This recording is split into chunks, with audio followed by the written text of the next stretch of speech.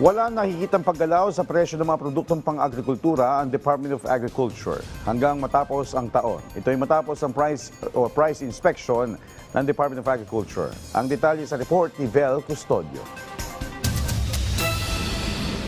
Galing pang Marilao, Bulacan si Ernesto at sinulit na niya ang pagkakataong pumunta sa Balintawak Public Market para mamili ng pansahog sa Noche Buena. Mas mura naman ngayon kasi sa lugar namin mas medyo mataas. Sa Marilao mataas. Ay, tumayo pa kayo dito? Opo, kasi namasyal kami dito sa ko kaya nabili na ako mga 340 mapata.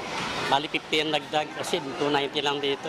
Kaya yung buto-buto 300 doon dito 270. Kaya maramihan na Kaya marami na baka umabot na bagong taon to. Dumayo rin si Marina sa nasabing palengke dahil mas mura raw ang mga bilihin dito. Valenzuela. Okay. So doon po mga magkano po ang halimbawa itong baboy na bilhin niyo po?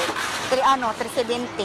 Tapos dito po magkano lang? 270. Maganda kung may oras pa ang ating mga mamimili, since ang Balintawak Market na hindi lang naman wholesale, pati retail din, pwede naman po silang dumiretso dito kung talagang gusto po nila makatipid. Ayon sa Department of Agriculture, inaasahang stable ang presyo ng mga pangunahing bilihin hanggang sa matapos ang taon. Batay sa isinagawang Joint Price and Supply Inspection ng ahensya sa Balintawak Public Market, sumusunod sa maximum suggested retail price ang mga retailers ng karneng baboy na 290 pesos lang sa kasim at pige, habang 340 hanggang 360 pesos per kilo lang ang liempo. Mura rin ang manok na nasa 140 hanggang 165 pesos lang.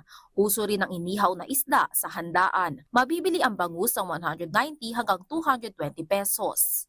Ang nakita natin sa sibuyas, halos lahat po compliant doon sa ating 120 na white onions and 150 na red onions na imported. Meron lang po tayong isa na sinervan po ng ating notice to explain. Although sinasabi niya local daw po yun, pero mukha pong may pagdududa kami na local yun dahil nga po medyo matumal na ang supply natin ng local na sibuyas. Mukha po kasi siyang imported eh. Usually ba, anong itsura ba ng mga local? Yung ganito, medium size. Pero mas maganda pa yung pagkakatuyo. Talagang alam mo na yung itsura niya, hindi ganito ka-light. So batay po sa itsura, imported siya. Mukha siyang imported. Ipapasuri ng DA ang ilang pirasong sibuyas mula sa nasabing pwesto para maberipika kung ito ay local o imported.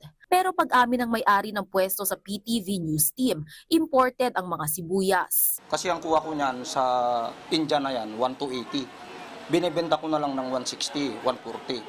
Bali magkano po ang kita niyo po? Wala po, lugi na po. Depensa naman niya sa hindi pagsunod sa MSRP. Kasi po ma'am, nabutan ng pagka bumaba yung gulay eh. Ito mataas pa nung nakuha ko, 1,280 ang isang bag.